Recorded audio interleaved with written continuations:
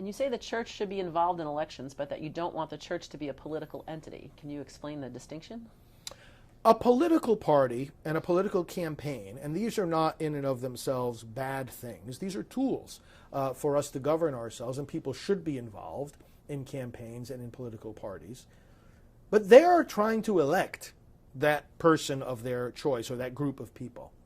And so their message to the people is elect this man, elect this woman, and they will go after whatever reasons they can to get people to vote for those individuals. Depending on whatever audience it is, they'll invoke the reasons that might get them to vote. Ultimately, they don't care if there's a reason or not. Hey, just vote for our person. You figure out your own reason. What's the difference with the church? The difference with the church is that while we want people to participate in that process, we don't, as an institution, say, vote for John Smith. We don't organize as a political party to get John Smith elected. What we organize to do is to teach the people who are going to elect him, or perhaps someone else, what are the principles by which we make those choices.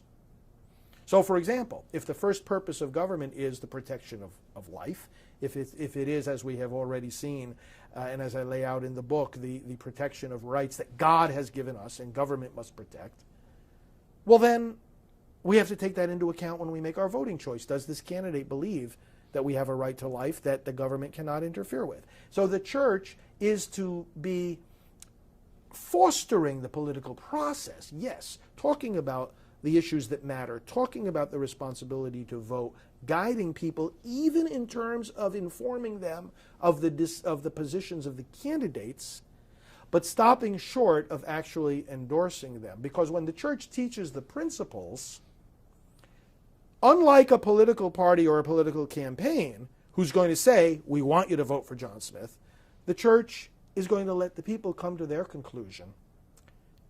The church is simply going to say, when you make your decision, keep these principles in mind.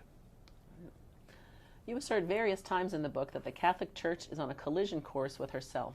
What do you mean?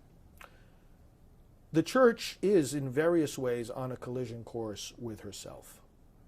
We are involved, and when I say we, I mean the church in the United States, and also Priests for Life in particular, in a big battle with the current presidential administration over what's called the HHS mandate. They're trying to force us to violate our faith and our conscience in our employment practices and our health insurance in particular. And we're saying no. Now the church is therefore insisting on her freedom to teach and live her faith, and is saying the government cannot issue any mandates contrary to that. But then we see the church issuing mandates of her own that limit our ability to teach and live out our faith. And I'm talking again about those mandates that come out at various times from bishops' conferences or dioceses that say that we cannot, for example, distribute certain voter education materials, voter guides, or appear to be too political or partisan. And it's like, wait a minute.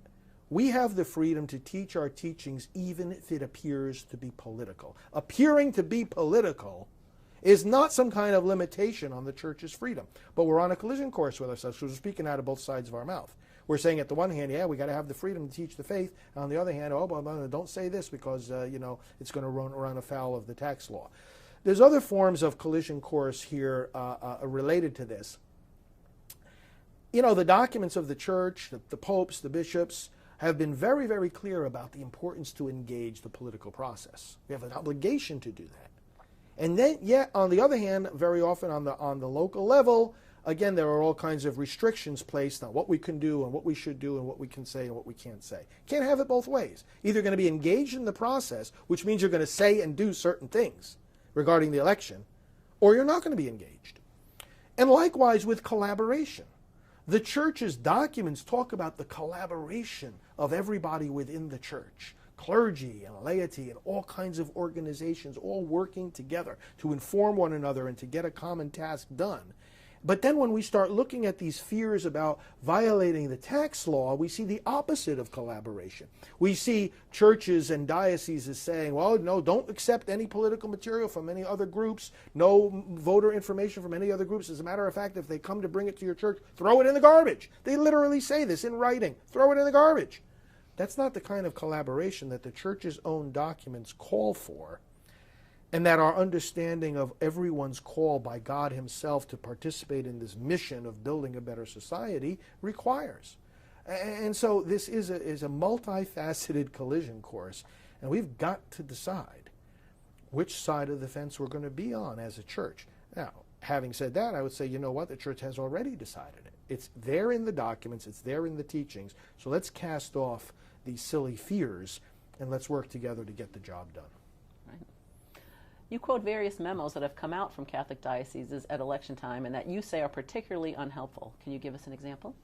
Yes, my book actually quotes from a lot of these memos. And what these are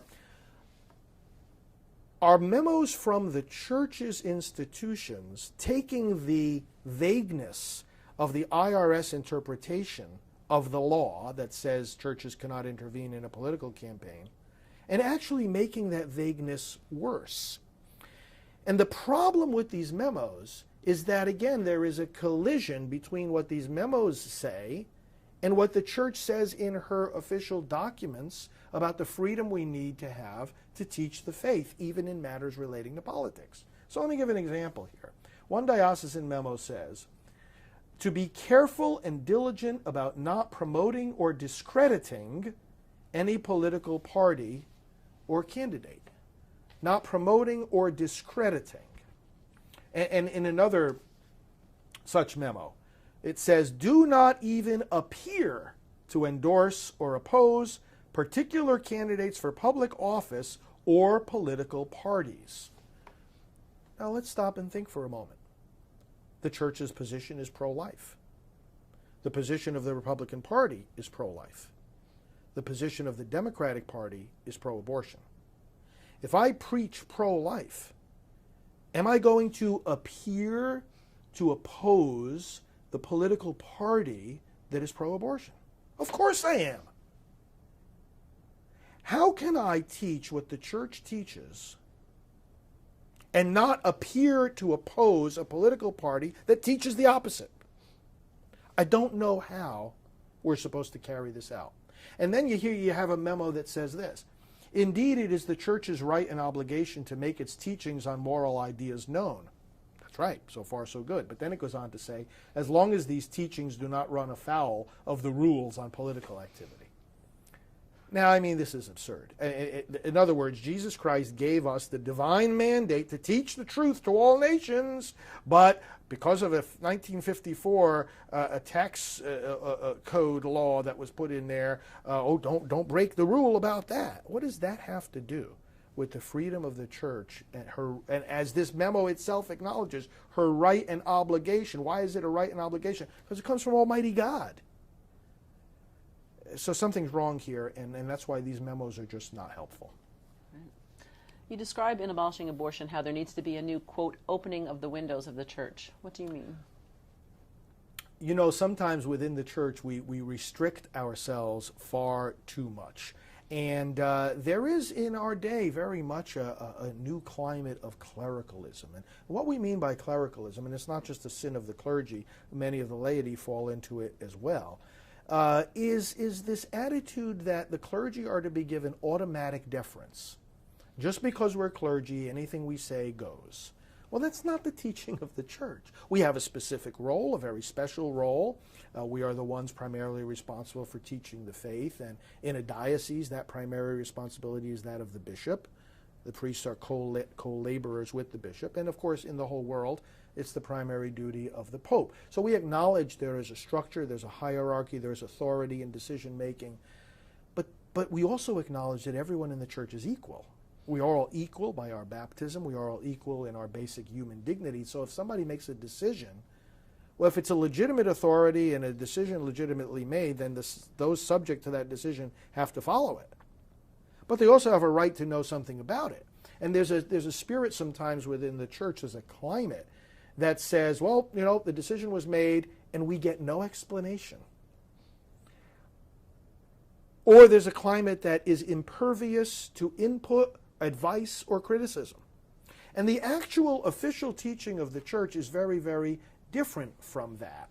And what we see, and I quote it in this book in various places, from the Second Vatican Council and from Pope John Paul II and from other places, and let me quote this, for example, is that by reason of the knowledge, competence, or preeminence which they have, the laity are empowered, indeed sometimes obliged, to manifest their opinion on those things which pertain to the good of the church. So when we're speaking, for example, about the church's role in elections, there are lay people that have a lot of expertise in this.